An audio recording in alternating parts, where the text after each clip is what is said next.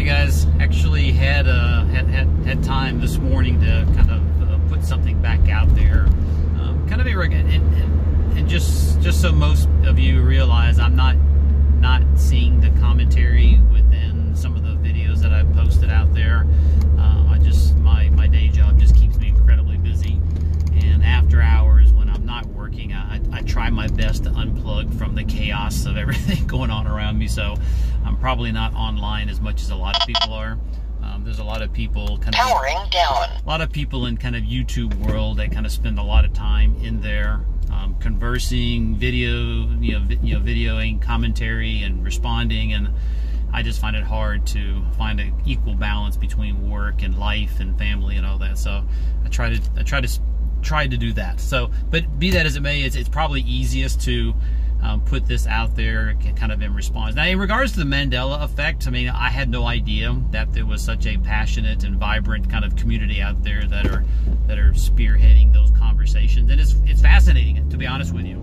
I know one person the other day kind of responded about the Kennedy assassination and the video that didn't sell me. So I looked at, and again, being a technologist, knowing what can be done with technology in this virtual world that we're in, the pictures that I saw of the Cadillac that was prior to the assassination attempt and during the assassination attempt, I know how easy it is to kind of stretch that out and make it look like a three-row seated car. I did dig deeper, and I looked at Time magazine cover photos. I looked at some other kind of post-assassination kind of discovery photos that kind of showed, you know, what the sedan looked like after the fact, and other things like that. Everything I've seen beyond the customary photos that everybody saw, which is the assassination itself, and those photos, they all look like the two-row seat sedan that I've always known and seen. So that's one. Number two, so that to me is highly suspicious. Number two, and I'm not saying the Mandela effect is not real. I'm just saying I just haven't seen it or personally spoke to anybody directly that has different perspectives of reality that we've seen. I asked my wife about, like, say, the Tiananmen Square incidents, and you know, she remembers it the exact same way I do. So those people that say they remember that person getting run over, I don't discount and say you're not telling the truth. I just haven't. The evidence is not before me, and I haven't spoke to people that I know and trust directly that have seen it that way as well. So anyway, it's still kind of an open question to me. I do think that the world we live in is going through a number of crazy things. I know that, you know, that our vibrations, if you will, and our evolution to the fourth and fifth dimensions and all that good stuff, I do truly believe all those things. I do believe in, you know, revelations and kind of where things are moving in that direction. So there's a lot of things that are kind of aligning that I believe. So I guess the point is, I love kind of open discourse, open conversation, to kind of hear all sides. I don't want that to shut down.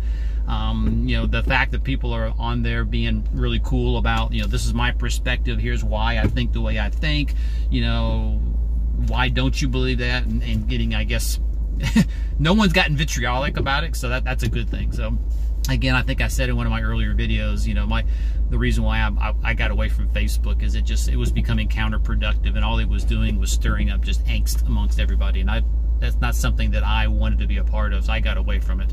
I do like listening, and I do like learning from everybody. So, you know, this video and the few others that I put out there is just my attempt to kind of share my perspective. I think the more of us share our perspective on realities and the perceptions that they see, the better we all are. So we're not depending on mainstream media. We're not depending on the propaganda engines kind of educating and steering us in a certain direction. I think we all need to kind of share the realities as we see it. So anyway, that's kind of my perspective on Mandela. I'll continue to, you know, watch your commentaries and your responses, which, you know, thank you for providing me that. That's fantastic. A couple of other things I wanted to mention, and that is the southern border and the wall. understand why this is a debate. So it goes to show you how powerful the propaganda engine can be, where the media can simply tell you and plant a perception in people's minds about this wall, and you'll believe it. Doesn't really matter. If you really think about it, though, anybody crossing the border outside of a true border entry knowingly is doing something nefarious, knowingly is doing something criminal. There's a reason why we have ports of entry, and a reason why there are fences or lack thereof along the border outside of those. Even though those fences are not proper, they're not secure, there's still a line there. So you got to ask yourself, if you're coming into our country outside of a port of entry, you are knowingly doing something criminal and wrong. So I don't understand why there's a big debate there.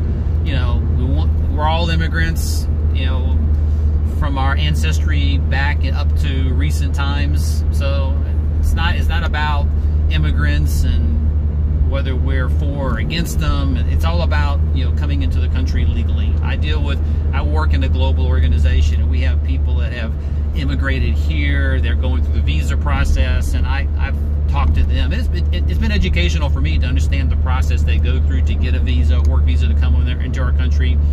So that was educational, but there's a process you have to go through, and other countries around the world operate and work the exact same way. So I'm not sure why this is an issue, other than the fact that the propaganda engine, the media, the deep state establishment has done a really damn good job of creating a narrative and a point of division around it. I mean, I tell my kids all the time, you know, one of the main tricks, one of the main objectives that the deep state elite want is division. So long as we're divided, so long as we're fighting amongst ourselves, we're not going to have perspective and visibility onto those who truly wish us harm and truly wish us ill will. So any narrative, anything that is creating division amongst us, we the people, is not to be trusted, and is not a good thing. So that's one point. So anyway, so the wall, I just kind of wanted to put that out there. And then I guess just other perspectives, you know, so our president, we the people, you know, they had a focus on getting the Senate, which we effectively have done. Congress is a complete cluster. I'm sure you've seen, you know, things that are in the news of late with, you know, Adam Schiff kind of leading, you know, his group. You got Mad Maxine kind of leading her group. You know, what a cluster those groups are. So I think they're showing themselves. I think they're exposing themselves for what they are. And I think the next election cycle, we're going to see a big movement. I think there's going to be a big shock where we're going to retake the House. I think the Senate's going to continue to get stronger. And I think over the next, you know, year and a half, as we move towards the 2020 election, and we put more effective people in office, it's going to be interesting. So anyway, again, I didn't want people to think that I was being negligent, neglectful in responding to some of the comments that I saw out there around the Mandela effect. I had no idea it was this hot of a topic, and you know, hopefully this to some degree helps answer my thought process. So keep it coming, and I think every one of you should kind of put videos out there too. I think it's good for us all to kind of talk amongst ourselves, be more of a cohesive family of we the people, and let's start displacing more and more the deep state kind of propaganda engines, media, news outlets that are out there, because they do not have our best interests at heart, and all they're doing is dividing us. So anyway, love you guys, and hope to speak and see you guys more online. Thanks, bye.